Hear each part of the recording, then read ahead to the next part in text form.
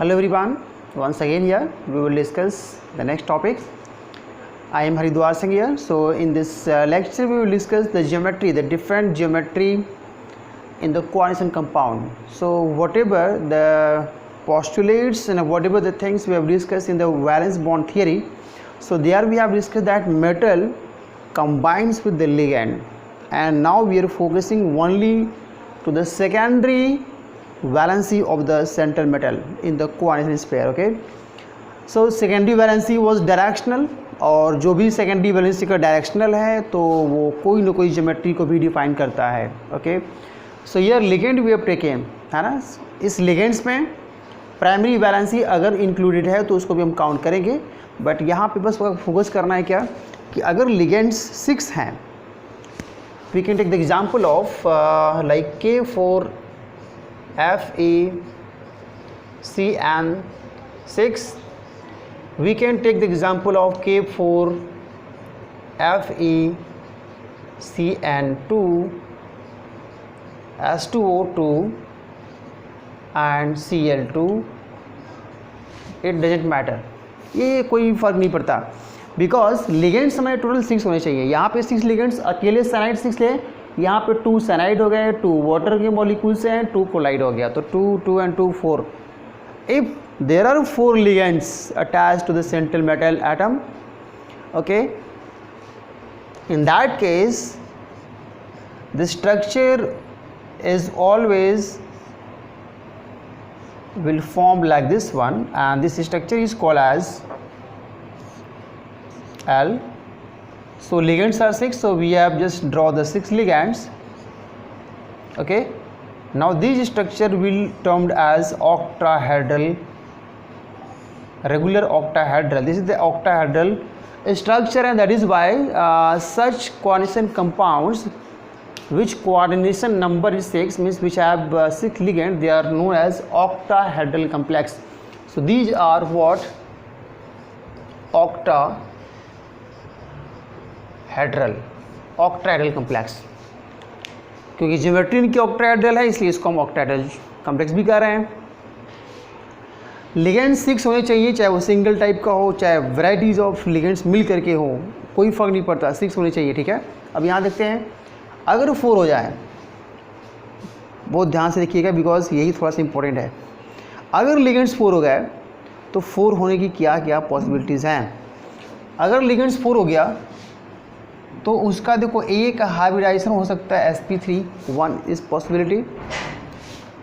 दूसरी पॉसिबिलिटी है it may be sp2d and some time it forms dsp2, and in the very special case it is sd3 also. Okay, and they all will have the different geometry. For example, sp3 is simply tetrahedral, sp2d and dsp2, they together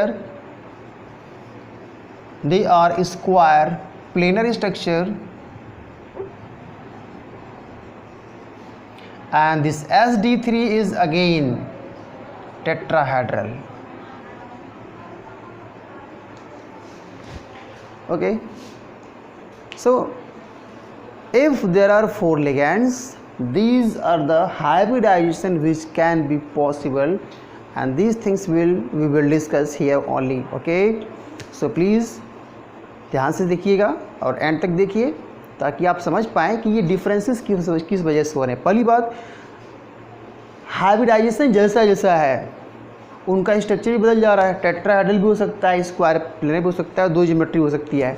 अगर 4 ligand हुए, अगर 6 ligand हो तो उसका एक ही geometry octahedral. That's it. ये story finish कर देते हैं. ठीक है, okay, let's finish it.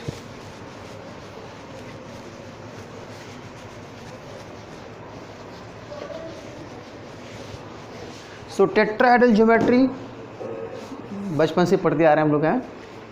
Carbon, methane के स्ट्रक्चर आप लोगों ने बहुत बार देखा होगा, H.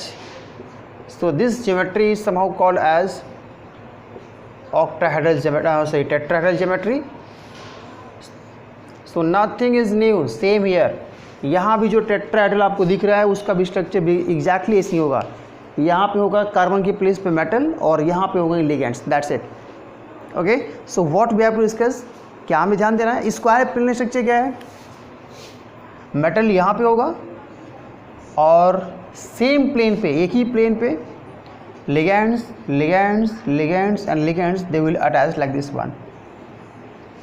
So this structure is called as square plane structure. Okay, so हमें क्या ध्यान देना है, ये डिफरेंसेस क्यों हो रहे हैं, कब कब ऐसा पॉसिबिलिटी होगा कि sp3 होगा, sd3 भी हो सकता है ना, बोलने में दिक्कत हो रही है भाई है। Okay, look here,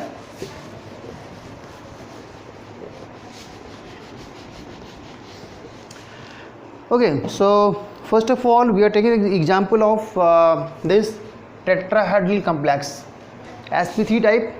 So in that case we are going to discuss the example like we can take NiCl4, okay, and चलो ये कर लिया हमने इसको। Now वैलेंस बॉन्ड थ्योरी के अकॉर्डिंग सबसे पहले हमें इसका क्या निकालना है, फाइंड करना है oxidation state. So x plus 4 into -1 is equal to -2, so x -4 is equal to -2, so here x is equal to -2 plus 4 is equal to how much, +2। It means nickel is going to lose 2 electrons. Okay, so nickel will lose 2 electrons. So let's start the story again. Nickel, it has configuration 4s2 and 3d8. When it will lose 2 electron, then it will become Ni++, and the configuration will now change to 4s0 3d8। 4s0 एक orbital तो इसका empty हो गया, but अब देखते हैं D का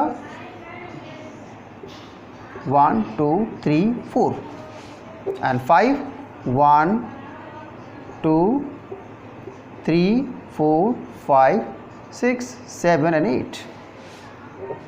now this Cl is a week ligand, और वीक लिगेंड क्या करता है, वीक लिगेंड डी ऑर्बिटल्स के इलेक्ट्रॉन को पेयर अप नहीं कर पाएगा।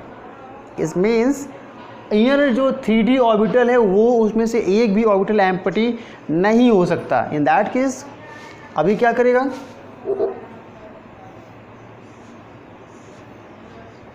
It will take p orbitals. So this is 4p orbitals. Here total ligands are 4. So Cl 4Cl will combine like this one और 3p में जाके इलेक्ट्रॉन को donate कर देगा ऐसे। तो क्या इन्वॉल्व हुआ, S इन्वॉल्व हुआ और P इन्वॉल्व हो गया, तो क्या हो गया sp3। और अगर sp3 हाइब्रिडाइजेशन है, इन दैट केस उसका ज्योमेट्री, उसका शेप कैसा होगा, टेट्राहेड्रल। ओके, सो sp3 तो समझ में आ गया।